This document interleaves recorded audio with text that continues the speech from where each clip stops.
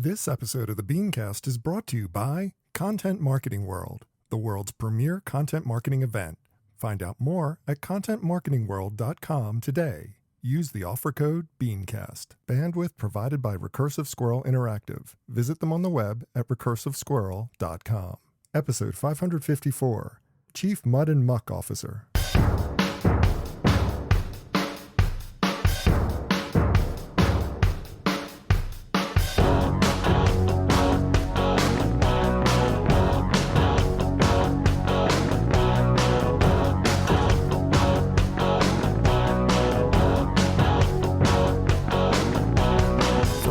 August 5th, 2019. It's time for this week's edition of the BeanCast, a weekly discussion about the news and issues facing marketers today. I'm your host, Bob Norp.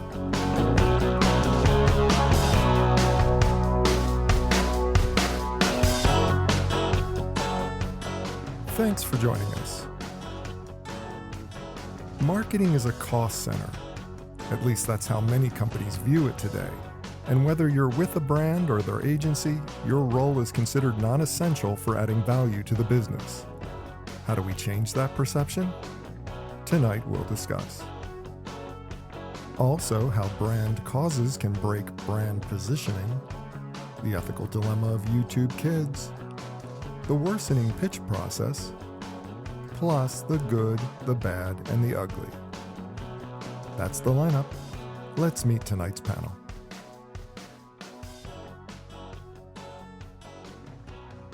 Thanks for joining us for this week's BeanCast. I'm Bob Norp, and with me on the panel for this evening, we start with the author of 5 books, including the classic Life After the 30-Second Spot, and his latest, Built to Suck, Admiral of the consultancy, the HMS Beagle, Mr. Joseph Jaffe. Hi, Joe. Hi, and good evening to you, Mr. Norp. Good evening to you. Also with us, we have the newly installed president of Kelly Co. Metal Detectors, Mr. Sean McGinnis. I suppose congratulations are in order for you. Yeah, I appreciate it. Thanks, Bob. Yeah. Good to be here. Now, next, she's co-founder of an innovative new consultancy helping brands create happier and more productive workforces from the Shift Workshop, Ms. Amanda Rue. Amanda, hi. Hi, how are you? Happy to be here today. And finally, we're pleased to welcome on the show for the first time senior editor for Adweek, Mr. Doug Zanger. It is your first time, right? I didn't miss something, did I? No, it's not, but that's okay. It was a former life, but that's cool. Yeah, don't worry about it. It was a long time ago. I know. Hi, Bob. I'm well. Well, let's move on right to the topics with that little gaffe. First up on our subject matter, in many ways, our first story deals with a problem of our own making. Marketing was once tied to the very fabric of a company's profitability. We were consultants, we were partners, we helped brands make more money. If sales were strong, marketing took the credit. However, these days, for a variety of reasons that we've covered many times on the show, marketing, whether it's internal marketing or externally as a product or what the agencies produce, is seen purely as a cost center to be managed and, if at all possible, minimized. Joe, let's talk about this. Why can't we seem to raise the disciplines of marketing out of this perception that we're just dead weight, that we're somehow a cost center as opposed to a value adder? Well, look, obviously the source article that you're referencing, the Digiday article, talks about a bunch of things, right? It talks about reasons why we are in this mess, as you say, almost a self-inflicted wound, from things like being able to, talk about this rise of procurement or zero-based budgeting, or just essentially kind of marginalizing marketing's role and contribution. And, I think there's a very important point that we have to almost discuss, the elephant in the room, which is we talk about this thing called return on investment, but we're not looking at marketing as an investment.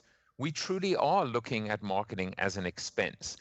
It is a cost center because we're not tying it to larger, longer-term goals and objectives. And it is just as simple as that. Marketing, you know me, I mean, on the show, I always talk about Regis McKenna, who wrote a white paper decades ago where he said marketing is everything.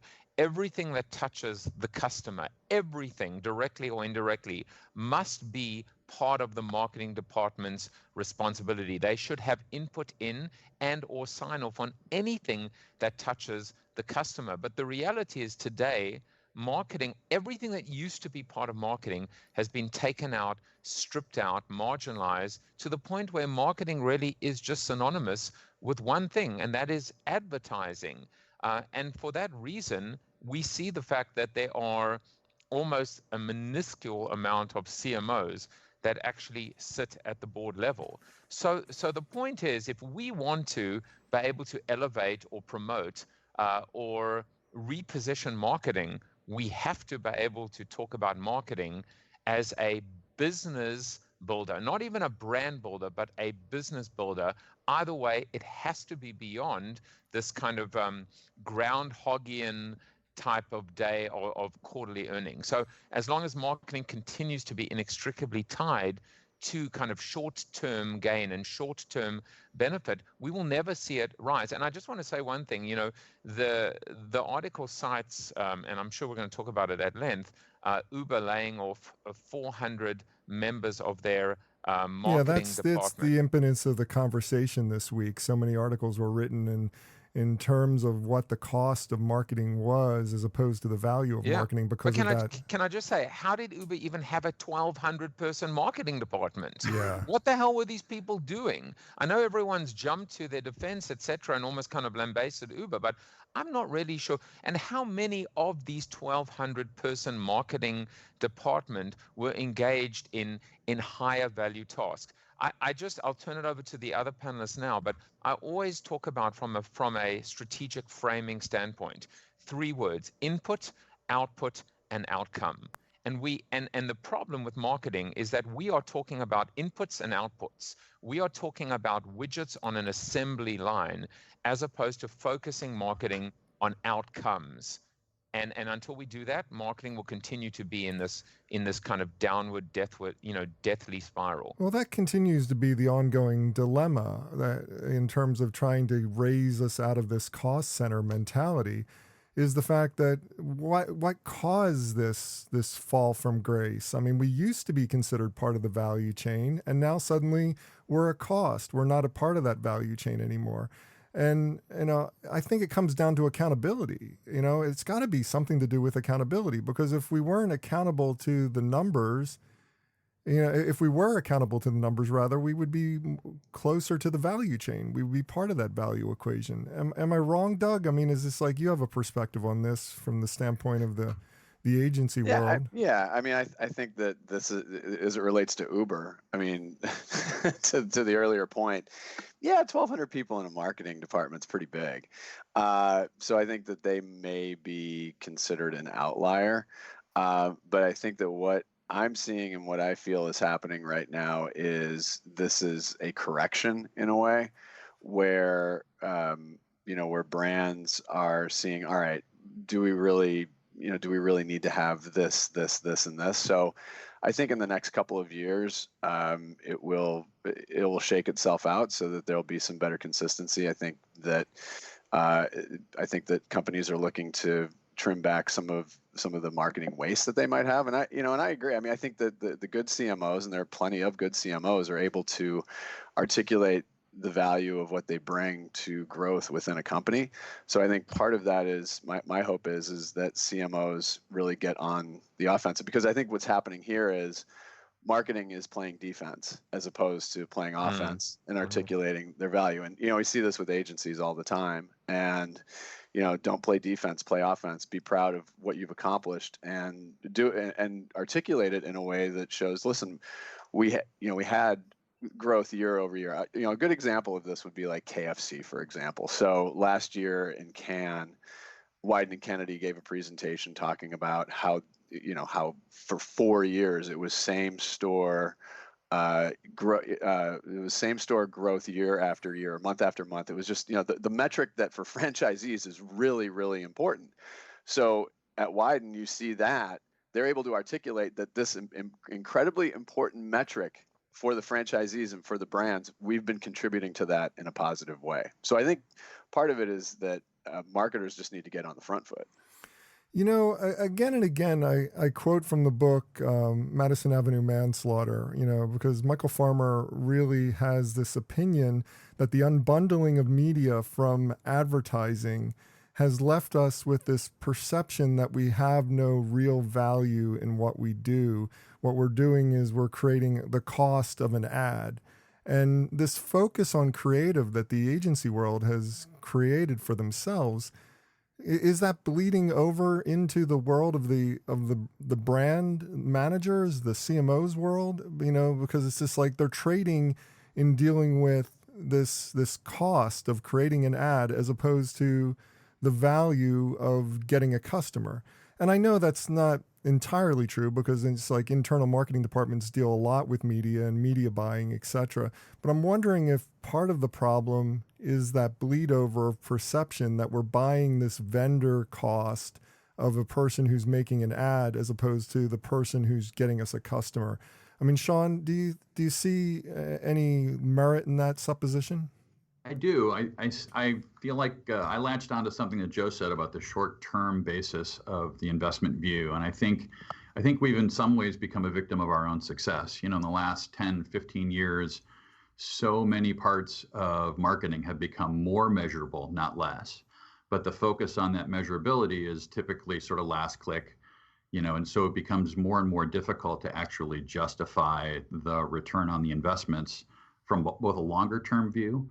And so it's almost, I'm actually sort of coming at it from the inverse of your proposition in some ways. I think that infusion of technology and the channel by channel view that so many that have grown up in the digital age tend to view these things, I think is hurting our ability to demonstrate value. And, you know, I'm really glad you said that, because I think we do have to talk about that word, technology.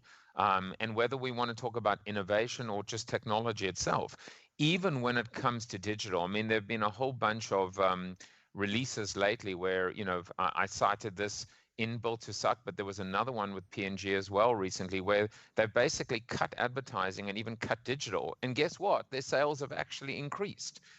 So we're doing a lousy job even at being able to demonstrate the efficacy of marketing and even digital marketing at that. And I'm talking about everything from attribution to, you know, dealing with all of this fraud at the moment and measuring whether an impression was registered, et cetera, et cetera. So even within that kind of optimized and automated and so-called artificially intelligent category, we're doing a really crappy job at being able to demonstrate that works. But the other part of it is being able to say, why are, you know, I kind of mentioned it earlier, which is why has marketing only become synonymous, or at least that's my hypothesis, with, you know, marketing communication, with advertising, with media. In actual fact, what marketing should be doing is injecting every aspect of technology-laden innovation into its mix. Who better to be talking about mobile and social and IoT and emerging technologies and platforms that are truly transforming the relationship between companies and their customers, you know, and of course customer service lives in that, and you're just not seeing leadership. I mean, I think a couple of weeks ago, Bob, you had this whole conversation about the demise of the chief marketing officer and the rise of the chief growth officer. I mean, that may not actually be a bad thing. That just may be the death of marketing and the rise of something else. And maybe we should just hasten and accelerate and embrace that, because I can't see us going back. I would disagree. I mean, I see in a large part your logic, and it makes somewhat sense to me. But I'm also seeing the fact that we've decoupled marketing from the entire process of business. We've made marketing into the communication portion of marketing, and that's all that the marketing officer, the chief marketing officer, or the head of marketing deals with at a company. They're not dealing with the value chain. They're not dealing with, you know, the sourcing and the creation of the product so that the product is acceptable to the customer right from the conception of the product. You know, we're not dealing with how we are going to build our customer service operation around this. There's so many factors of marketing that are being ignored by making the marketing officer somebody who's just handling the communication. And I think that's the problem. If anything, I think we need more marketing. Amanda, what's your thoughts on this? I mean, it's just like within an operation, are we devaluing marketing to such an extent that it is, it's no longer effective at all the things that it's capable of doing? I think I would consider it as less of defragmenting. It is about the defragmentation and about there's so many new C-suite positions. You have your chief technology officer, your chief experience, chief digital, chief growth, chief commerce. Like they're just coming up with new titles in the C-suite. And I think that what's happening is as that becomes inflated, you're not getting somebody there that's really owning the whole marketing and having it all come together. Does it come back to the CEO that it's now their job to put all that together and say, like, this is our purpose? I saw somewhere where it was something like 82% of CMOs need help defining their purpose. Like, something is clearly broken. And I think it's because there's so many other people that are trying to take that role that, again, the CMO position has been like, here, you manage the communications and the advertising and media because we don't really get that. And it's just become totally defragmented and decentralized at the C-suite level.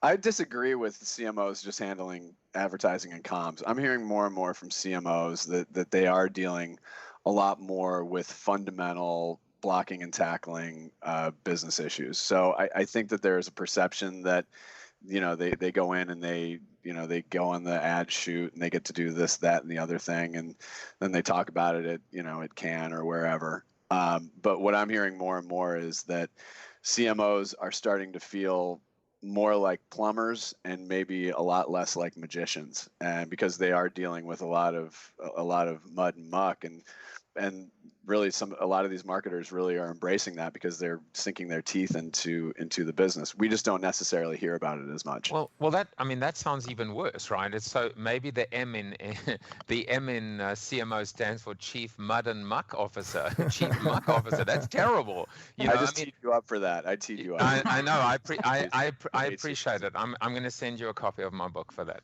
No, but I mean, it's look.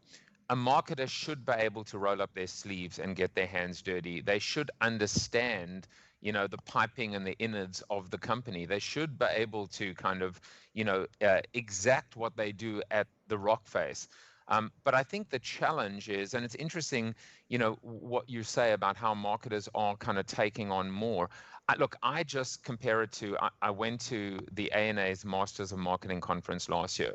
And I just remember Bob standing up and starting off by saying 51%. Not Bob, not this Bob, Bob Liadice. Yeah, well, there's only one Bob in my life, and that's you, Norm. So I should say Bob the second. Bob Liadice, the head of the ANA, right. The CEO. He said 51% of the Fortune 500 companies over the past 3 years on average have had declining revenue. So everyone keeps talking about growth, but every one of those CMOs that stood up and spoke about it, not one of them actually kind of intimated or alluded to or even just explicitly spoke about how they were connected to the growth engine of their brand and or business. And I think, I don't care how they do that, they just need to be able to kind of attach themselves to growth. Because if a company is not growing, the company is dying. Well, I want to continue this conversation in a different light. We're going to move on and talk about how cause marketing and purpose marketing, which is so hot right now, could potentially deposition your brand and make you less effective and less memorable for the core things that your product differentiates on. It's an interesting thought. Not sure I agree with it, but we'll get to that in just a moment.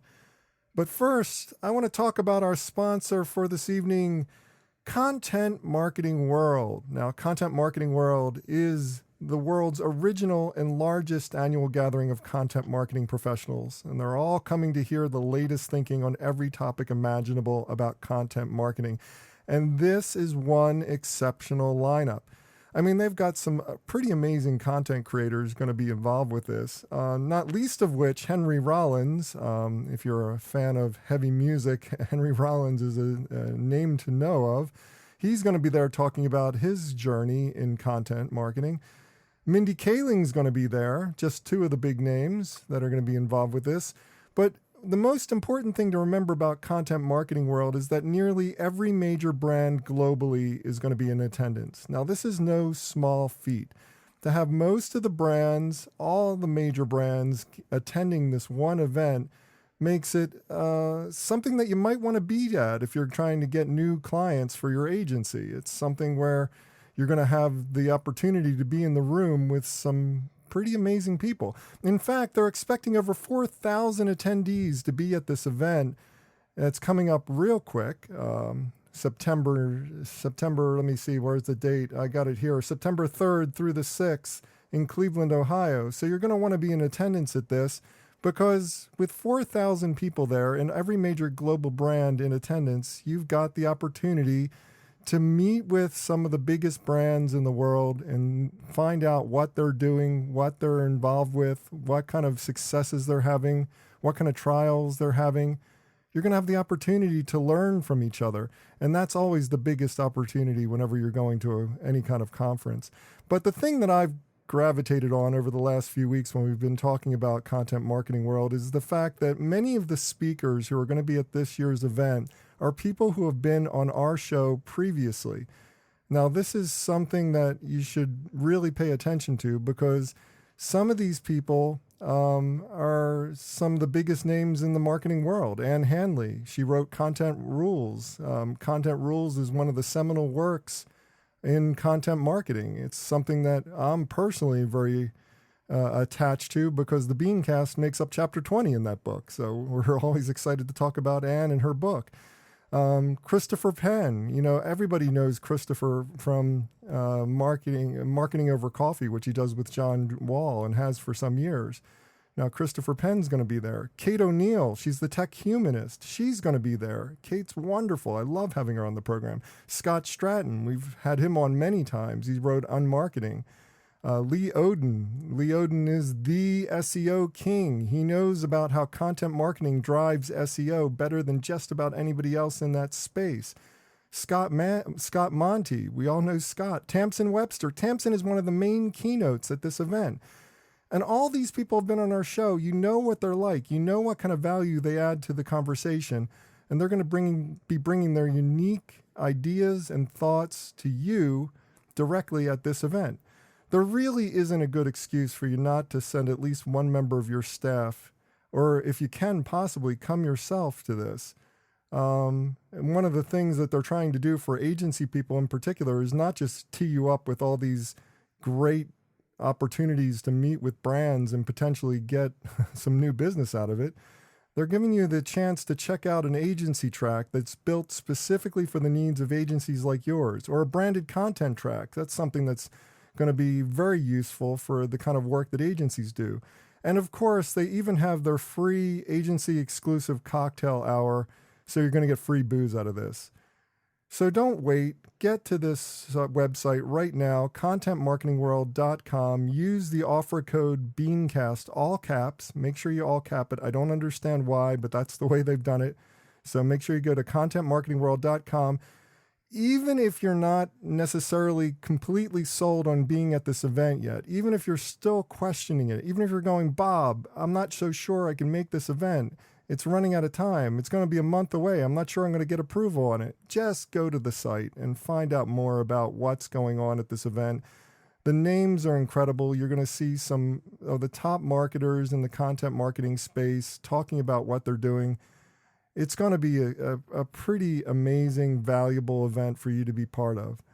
Now, contentmarketingworld.com is the website again. Remember the offer code BeanCast, all caps. They'll take $100 off your price tag if you use it. Register today, and I'll be looking for you at this year's event. Well, we've all read both the positive and negative takes on cause marketing. But I read an interesting take on Adweek that wondered in part whether having your brand take a stand on an issue or cause might actually end up working against your brand's position and maybe even deposition your brand altogether.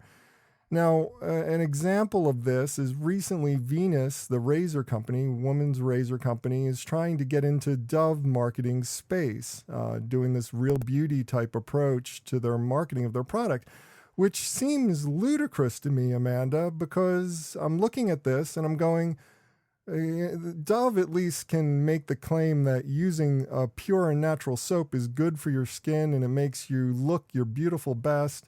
But a razor company is all about shaving real close, and I'm not really sure that the two mix. It seemed like a stretch to me.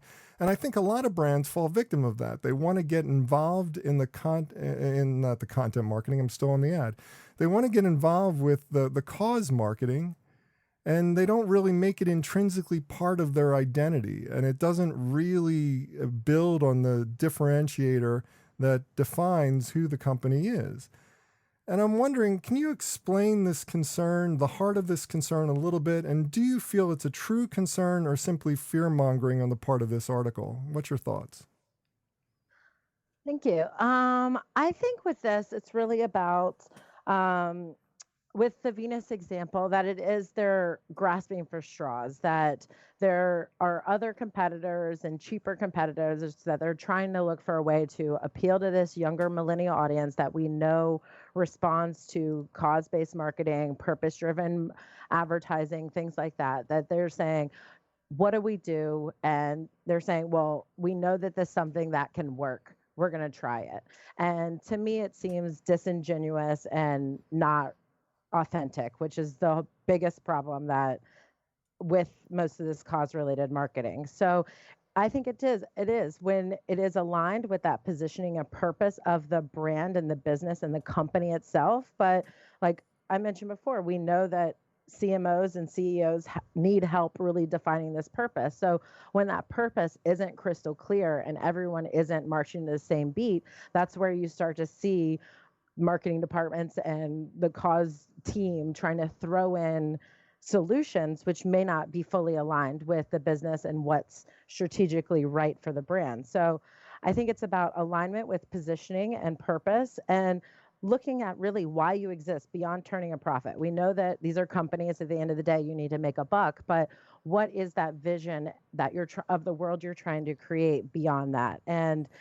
And then finding what that connection point really is with the consumer, that it is something that they also care about, that there should be that true connection point between what this brand stands for, why it exists in the world, and where that consumer pain point or touch point or reason to believe is also there. So when that comes together, you see it work really well.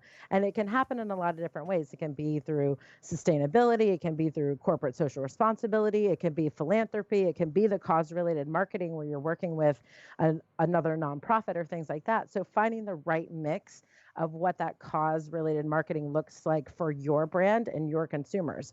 When you see something like Colgate toothpaste do a rainbow ad, it feels disingenuous and inauthentic for Pride. You're like, oh, I can clearly see you're just trying to hop on this bandwagon versus really having the passion and the purpose and the drive behind this cause as something that's core to your business. When you try to slap it on as marketing, people see through that and they don't want to support it.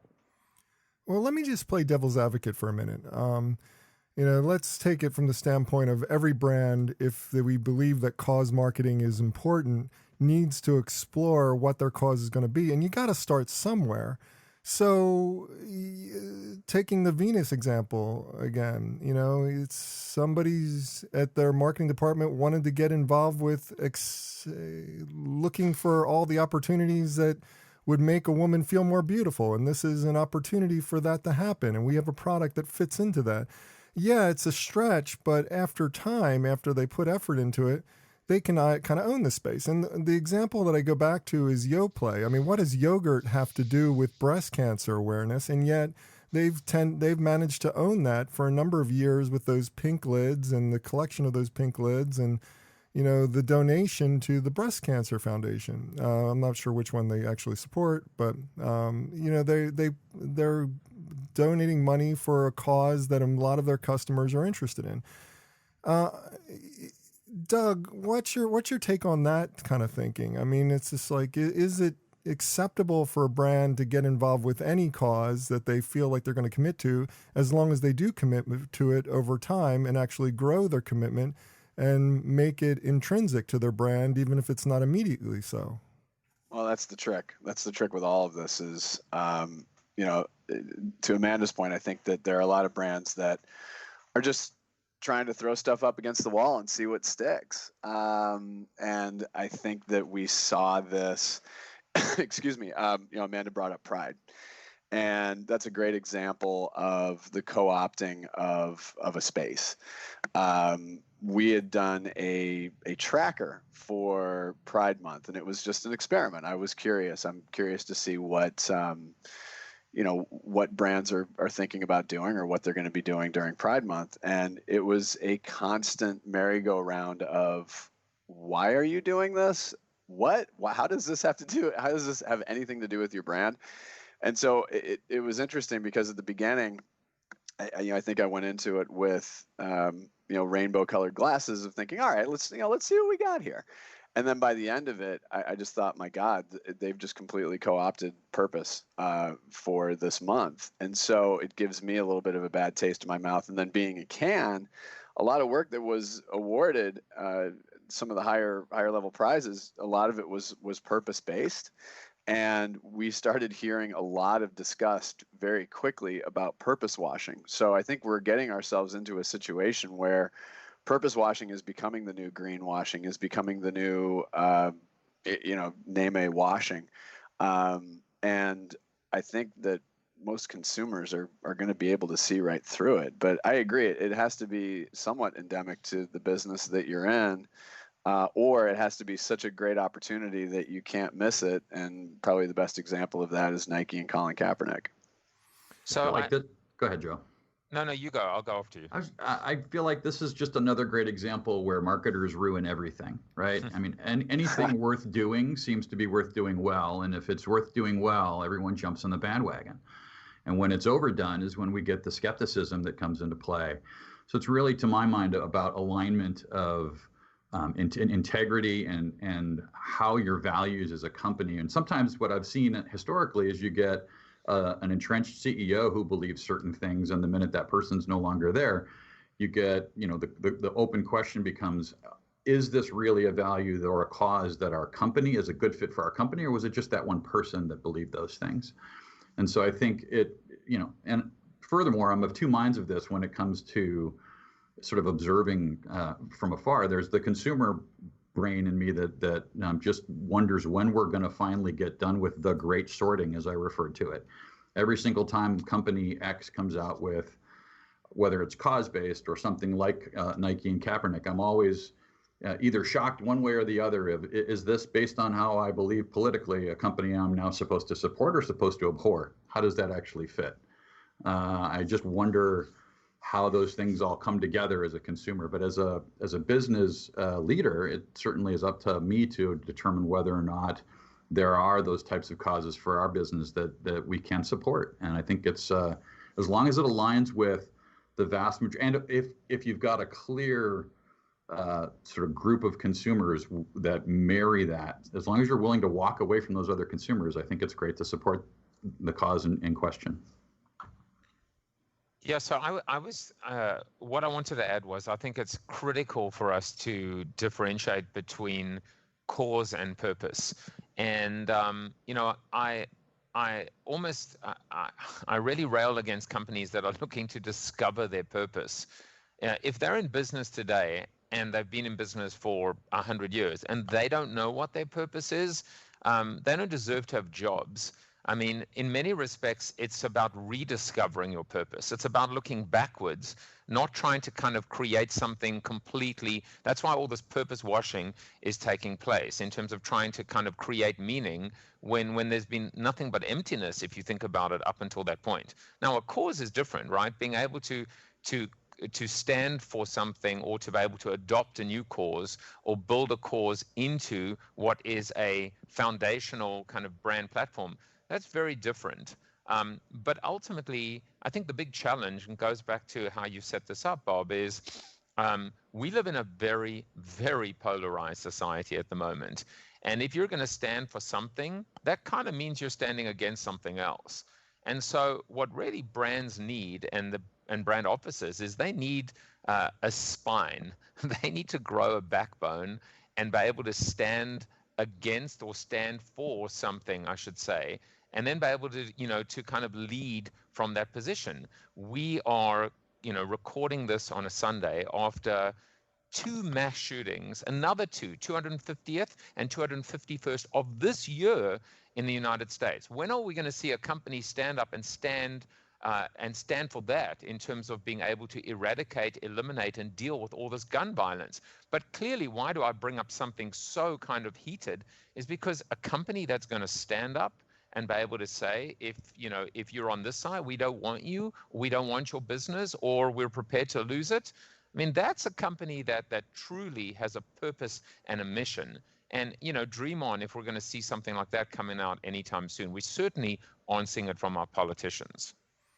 And great points. I mean, it's just like cause and purpose are completely different. Having a true purpose is understanding who you are and communicating that in everything that you do, as opposed to a cause is just, we're going to support this effort. We're going to support this opportunity to, help society in some meaningful way.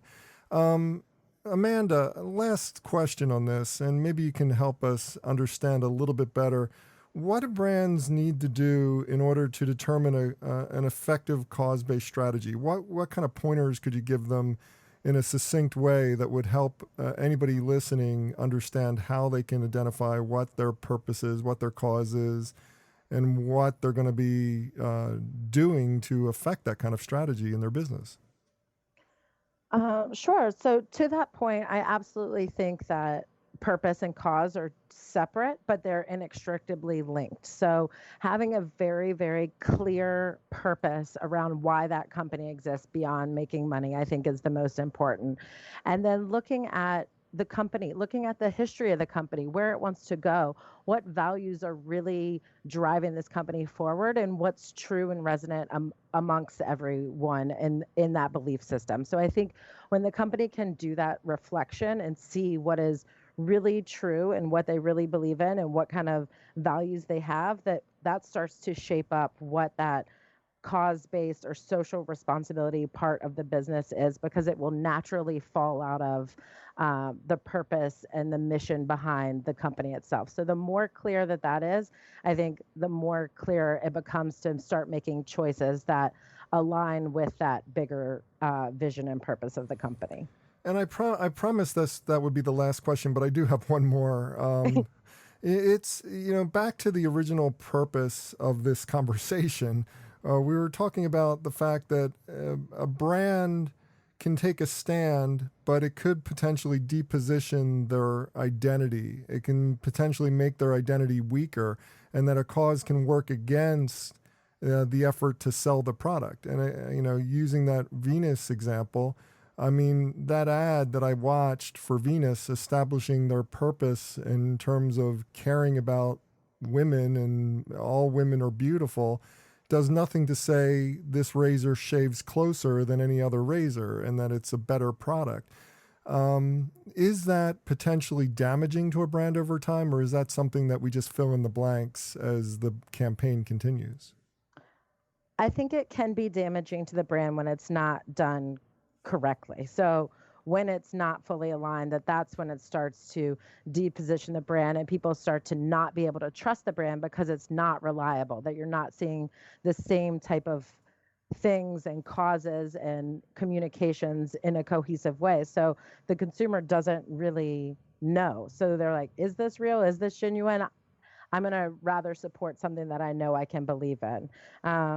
So I think it comes down to that. I mean, I think Rick Gomez, the CMO of Target, said it best once, where it's people don't want to buy, they want to buy in.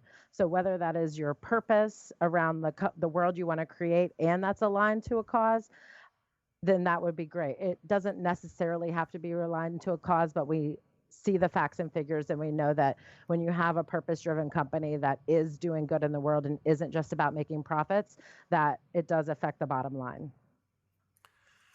Well, moving on, YouTube Kids has some issues, to put it mildly. There's questions about, are kids really safe there? Are brands really safe there? Are they safe from advertisers, from pedophiles, from inappropriate content? And yet media buyers as a whole remain bullish on the platform despite all the scandals and all the problems that has plagued this thing since it came to light. So, Sean, is YouTube Kids worth the risks? I mean, I know that you're not particularly or necessarily marketing to kids with your product, but, kid marketers are kind of hamstrung with opportunities to reach children. There's a lot of restrictions, a lot of laws that are all good about protecting kids from communications from brands. Is it ethically wise for brands to be marketing to kids via YouTube Kids? Well, first of all, thanks for handing me the easy question of the day. The one. Second of all, you might be surprised. There's actually one of our influencers that we've been talking with her parents. She's an 8-year-old adorable little kid who has her own YouTube channel, and her parents are partnering with her. And in the spirit of sort of trying to grow the sport of metal detecting, or the hobby of metal detecting, she's a great spokesperson. She's a bundle of energy. She goes out and does her thing, and she has built a great following. It's a very sort of a fascinating angle. And so we are sort of headed in that direction. But in terms of YouTube Kids in particular, I think it's just a really, really sticky wicket. My sense of things is, if this was an easily solvable problem, Google would have solved it 2 years ago when this first came to light in February 2017, with some of the things that were going on, especially on the Kids app at that time, where some of the content was getting through some of the creation filters, and it was just completely offensive. We've had a couple of dust-ups even since then in terms of how do we balance this idea of protecting kids from content, whether that be on the YouTube proper or whether it's a part of the YouTube Kids app. I think the biggest question is, how far is YouTube willing to go to really force the conversation?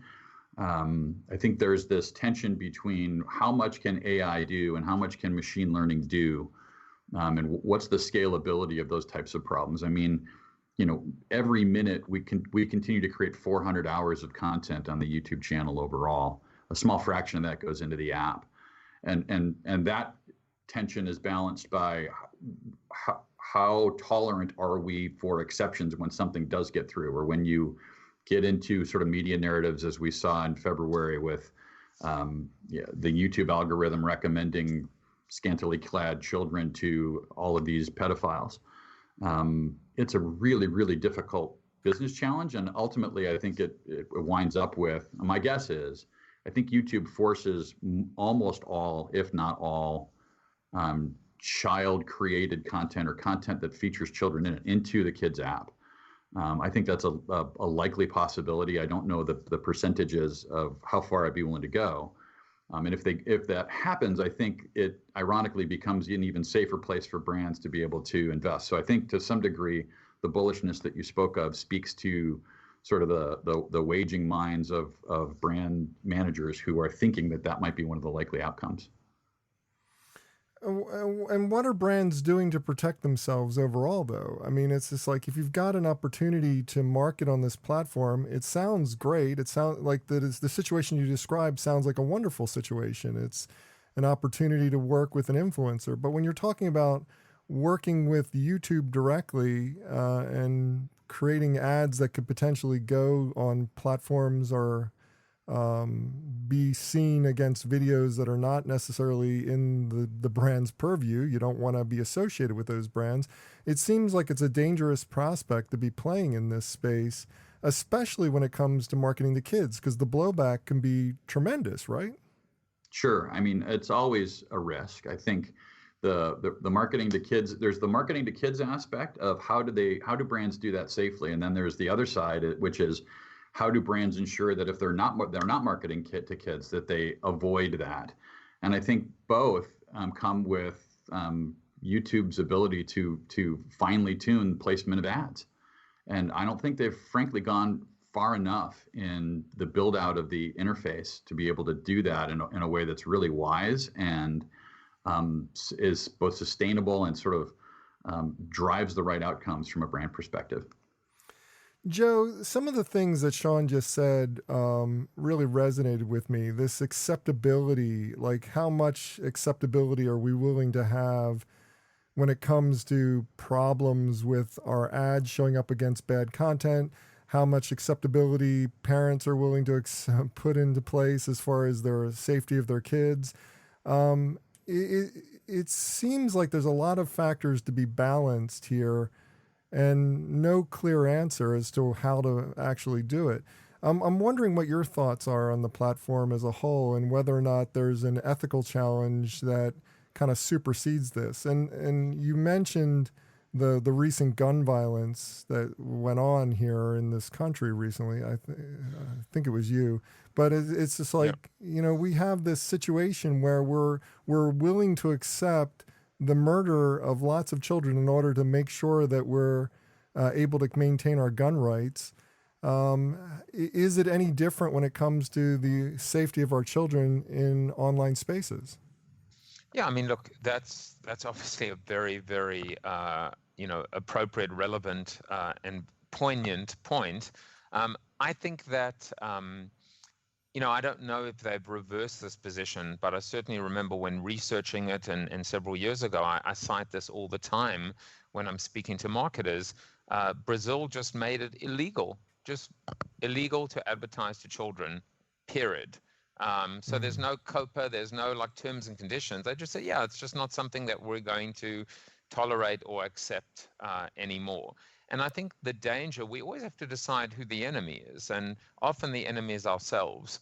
But ultimately, if we continue as marketers and media professionals to skirt around the edges and look to cut those corners, we could have it all taken away from us. So I don't have a problem in the case of a report being, we talk about reports and data, a parent should get a report if they choose to.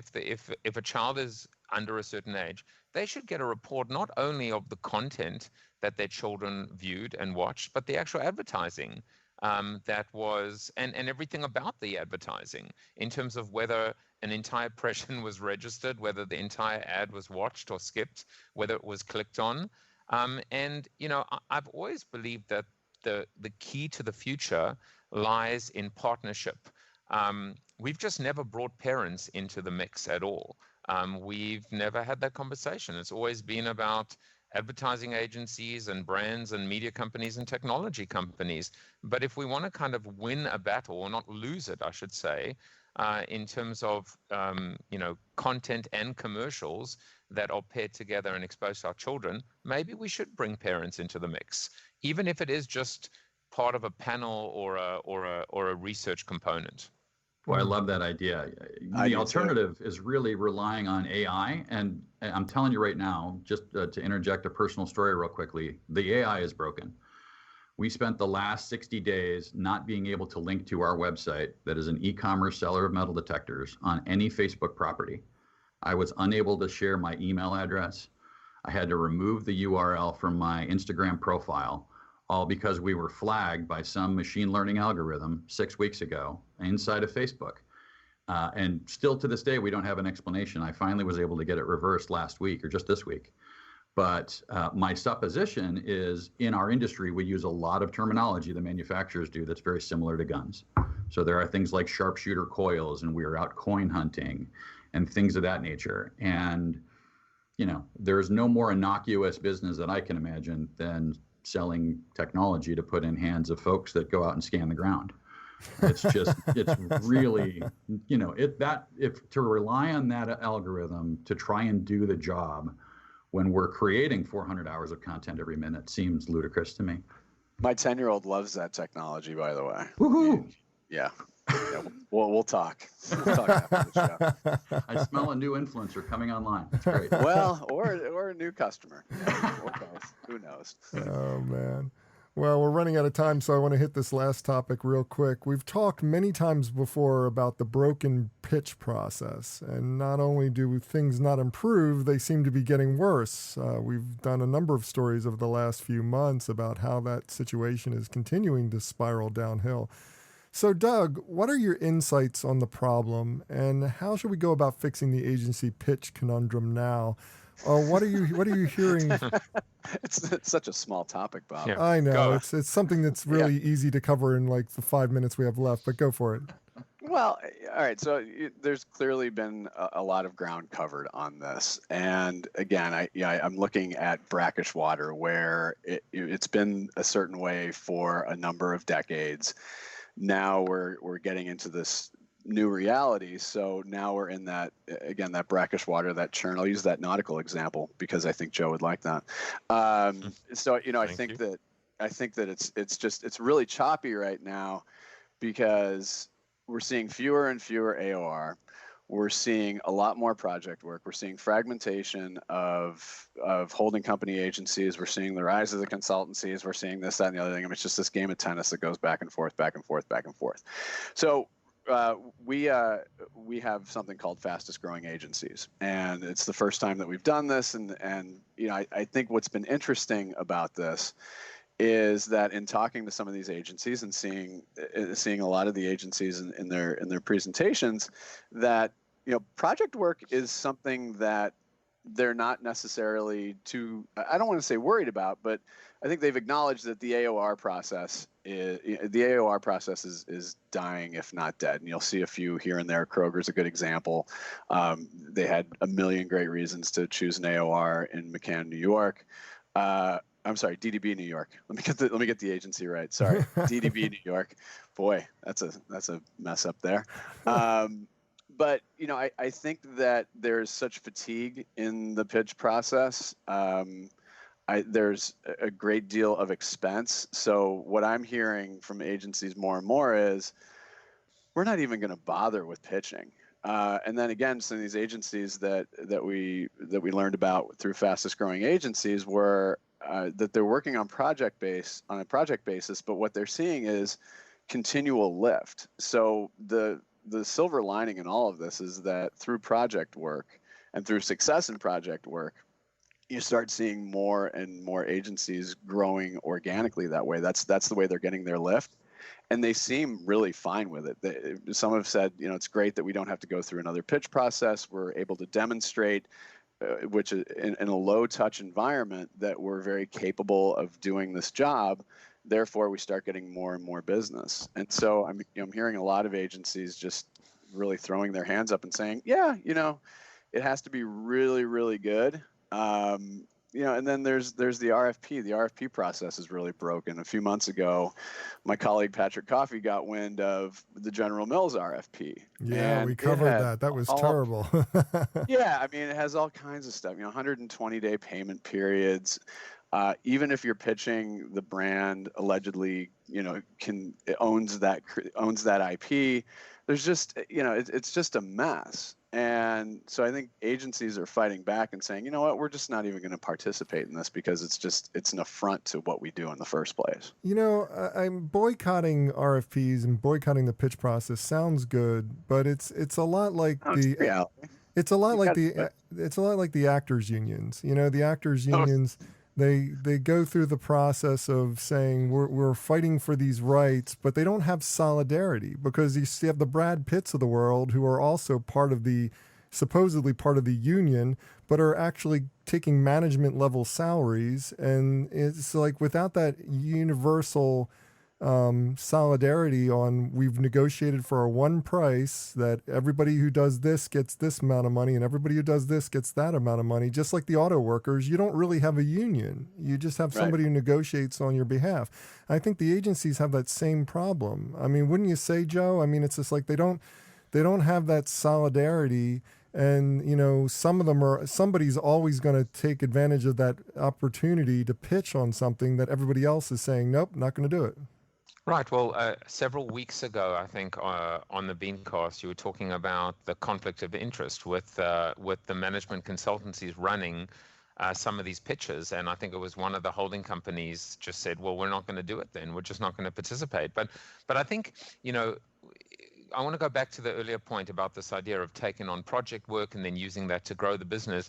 It really is kind of another one of those vicious cycles, which is, but it comes back to that. It's just incredible how little the whole business model of relationships between corporations and agencies has evolved. So it's either the one throat to choke or the peacock approach, and we haven't really seen any rise of a intermediary or an infomediary, etc., to manage that process. I actually wrote about this, believe it or not, in my very, very first book in 2004, and I said, and I spoke about the rise of what I called the integrators, which were just companies that did nothing more than just connect the dots of all of these subject matter experts and specialists in their field. We haven't really seen that at all. We haven't seen innovation in terms of how to manage this process, especially as we continue to fragment and get even more technical and more specialized. And I think we certainly need to, and I think we certainly should. But I think of a company like Anomaly. For agencies to survive, they're going to have to create a new business model and a new revenue stream. And I really do like the idea of companies saying, to have the debate as to whether it's retainer or project work, or whether it's fee-based or deliverable based, etc. To me, that's just kind of making the best of a bad situation. What I think we need to see are agencies that say we're smart enough to attach ourselves to coding or to an app or to create a bespoke or a unique solution, and then figure out how to sell that to our clients or get them to invest in it, or quite frankly, just to market the damn thing ourselves if we're so good at what we do. And until we actually see a complete disruption to the existing business model, we'll be having these same conversations, no doubt, in 10 years and 20 years' time, assuming agencies exist, which they may not. Well, here's another point about agencies being able to articulate their value. Again, they're playing defense right now. So the cynic may look at agencies now based on the model that's been there, and there's an argument saying, well, they're just glorified production agencies now. You mentioned agencies that are making things. Work & Co is a great agency that makes stuff. RGA, same thing. So I think that there are pockets of this, and you're right. I think it's a matter of breeding consistency, but also being able to articulate the value of an agency, and agencies will admit this. They'll be the first ones to admit it. It's tough to market. It's tough to market an agency, and it's the cobbler's son has no shoes. And I'm not sure that there's an agency that markets itself, in a way other than the work, other than press coverage. And there's value in that. I mean, I'm not just saying that because I'm an editor, but I know that there's a level of value of that. But honestly, I think that agencies need to get more on the offensive in articulating what their value is, and they just haven't been able to do that because they're just kind of holding on and just trying to survive. But I think if they're able to start cracking that, that's a good thing. And then there's the whole notion of, we hear a lot of brands saying, our agency partners, they're such great partners. And the question now becomes, are they really partners or are they a vendor? So if they're a vendor, then that's one thing. But if you're really trying to treat them as a partner, then treat them as a partner. That goes full circle back to the full topic, the first topic, the fact that most agencies are not partners, they're vendors. And it's all about moving ourselves out of that doldrum of being a cost center as opposed to a real value builder.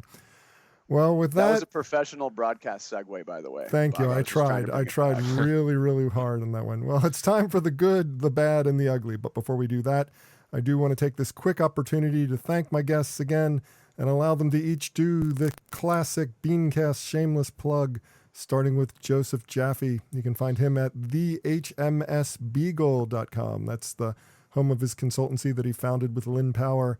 Tell us what's going on in your world. Joe, what would you like to promote? The dog days of summer. Not much is going on except trying to stay out of the sun or at least to protect myself when I am in the sun. I don't want to do a shameless promotion, especially, and I'm not trying to, I'm sorry to the others. You can do a shameless promotion. No one will think less of you. But I just want to say, like, this is a time for marketers to stand up and be counted, and to donate their skills and their talents to the ultimate purpose and cause, which is kind of trying to fix what is so broken, specifically here in the US with respect to all this divisiveness and polarization, and specifically this gun violence epidemic. And I think, we've always seen the magic work that Ad Council has done. Maybe it is time for us to kind of figure out a way to use our brains and our talents to fixing some of these chronic problems, because I feel we can, and I feel we need to. You know what? Especially if times are a little slow right now, what better opportunity to do that? And even if it does mean attaching yourself to a politician, isn't it about time now that we stick our necks out? Good points. Very, very good points. And I definitely support us in doing something like that. Next up, Sean McGinnis. You can find him at kellycodetectors.com. I keep reading it as Kelly Code Ectors, but but it's kellycodetectors.com. Tell us, Sean, what's going on in your world? What would you like to promote? Yeah, the fact that metal detecting isn't what it's depicted in the Duracell commercial. Let's start with that. I'm sure everyone's seen the Duracell commercial with the super old white guy scanning the beaches and collecting thousands and thousands of gold chains. It's a very diverse and growing hobby. It's a great way to get outdoors and get out from in front of your computer screens, which we all do too much of. But if you're ever interested in learning more about the hobby, give us a call. And we've got a great team who've been doing it for years and years, and would love to help support. And I'm so excited that you're involved with that company. That sounds really, really cool. Thanks. Now, next, we have Amanda Rue. You can find her at theshiftworkshop.com. That's the home of her consultancy that's doing fascinating work in the HR space. So tell us, what's going on in your world, Amanda? What would you like to promote? Amanda, I think you're on mute. I am on mute. I'm such a good podcaster. Hard to do a shameless plug when you're on mute. So absolutely. Check out my site, theshiftworkshop.com. Working with companies to help bring connection, conversation, and create happier employees in the workplace. Because I think if we're happier in the work, you get better work. So call me to do that work. I also do independent consulting, and I'm a liberated woman, so call me. Okay, fantastic. That's awesome. Definitely check out Amanda's new company. It's pretty awesome.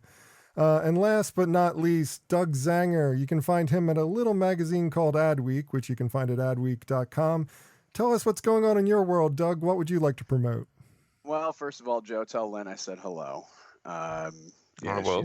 She's a wonderful human being. So glad to see you two working together. What's going on in our world? We've got a lot. Even though we've been around for 40 years and we're celebrating 40 years of Adweek, we're continuing to grow and evolve, especially on the events and awards and honor side of our business. I think we're always trying to find unique ways to celebrate the industry when we can. So invite you to go over to adweek.com to take a look and explore a little bit more than maybe just the headlines that you see on the front page. A shameless plug for me, though, is I've been doing voiceover work since the mid-'90s. And I'm not going to lie, lift tickets out here in Oregon do not pay for themselves, nor do college educations. Having a 10-year-old who hopefully will be able to find those gold chains through his metal detecting on the beaches here in Oregon. I'm not going to roll the dice on that, though, however. So if you are looking for voiceover, I am your guy. I'm kind of in the union, so whether it's union or non-union, I can handle that for you as well. And there's scads of brands that I've worked with over the years, and you can visit me at zangervo.com, ZANGERVO.com. And as for me, for more information about me or the show, visit thebeancast.com. There you can find a complete show archive. You can find out how to consult with me. And of course, you can find out how to advertise on this program. So check it all out at thebeancast.com. And now it is time for the good, the bad, and the ugly, a rundown of the best and worst of advertising, marketing, and public relations from the last week. First up, the good. When Uber got rid of so many people in their marketing department, whether or not it was a decimation or not is up for debate, considering the fact that they had so many people in their marketing department. But when they got rid of all those people this week by laying off 400 staff members, a former Uber employee named Michael Hawk decided to start a spreadsheet that went viral with the goal of connecting people to hiring managers and to new job opportunities. You know, this makes the advertising world look good, Amanda. I mean, the fact that for the first time, and as far as I can remember, somebody was really thinking about how to get qualified people back into the workforce as quick as possible and help out as fellow humankind in the process. And the fact that so many hiring managers got involved with this and started passing it along and really delving into the list makes me kind of hopeful for our industry for the first time in a long time. What's your thoughts on this? And you're on mute.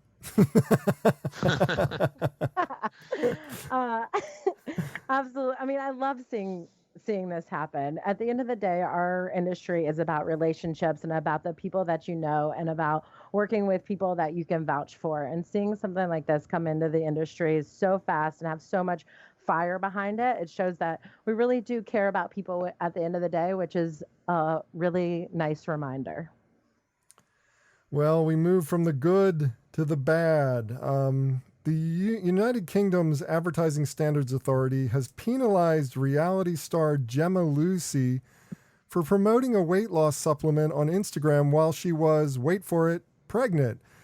Now, in her defense, Joe, I mean, she showed a picture of her not pregnant, just sitting there in a bikini, talking about her fabulous dietary supplement that helps her lose all this weight. But she didn't say it was an ad, and then she goes through the process of doing this while everybody who follows her Instagram knows that she's pregnant. You'd think that she would have thought through this before she made this particular gaffe for the brand. I don't understand what the problem is. Guaranteed weight loss within 9 months or your money back. Sounds like a good call to action for me. It's not good. It's not good.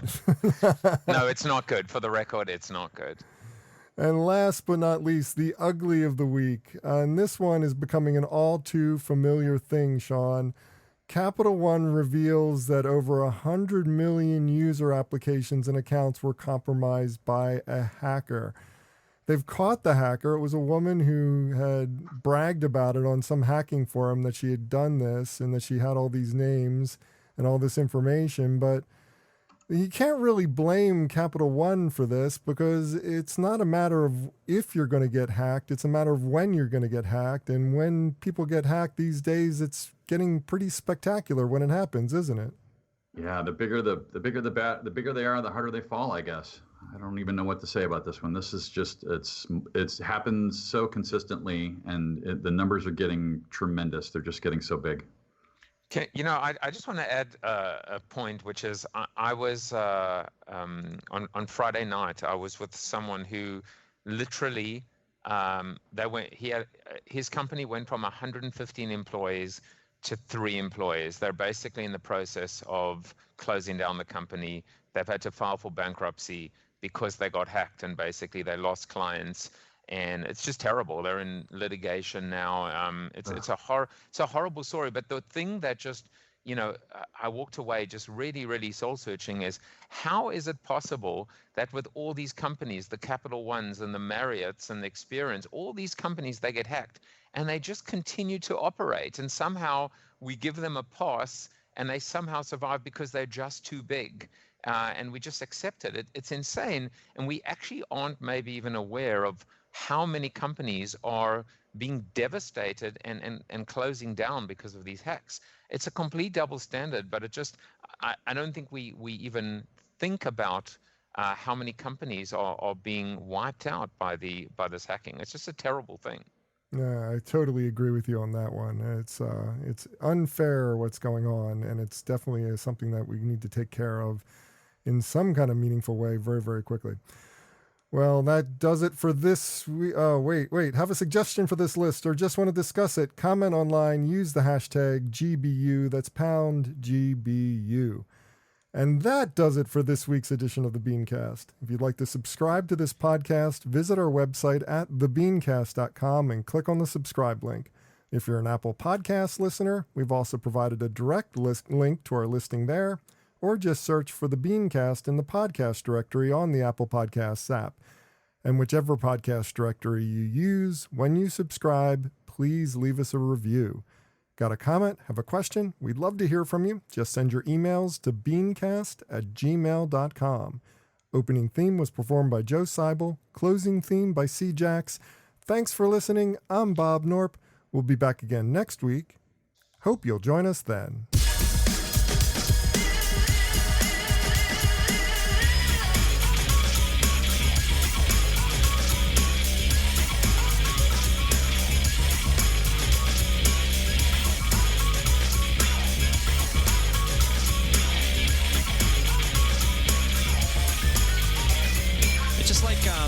You know what I mean? It's like if it's, you know what I mean? I don't know, man. It's just like, okay, it's like, you know what I mean? Like, it's like totally like that. It's like, I don't know, like if it's, you know, it's like, you know what I mean? Yeah, it's just like kind of, it just seems like it's just like almost exactly.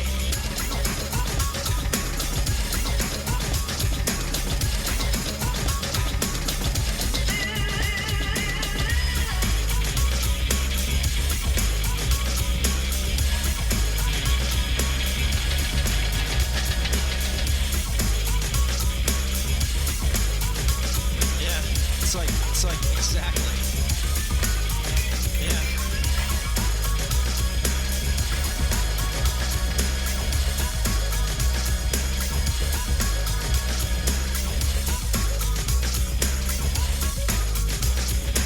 You know what I mean? Exactly.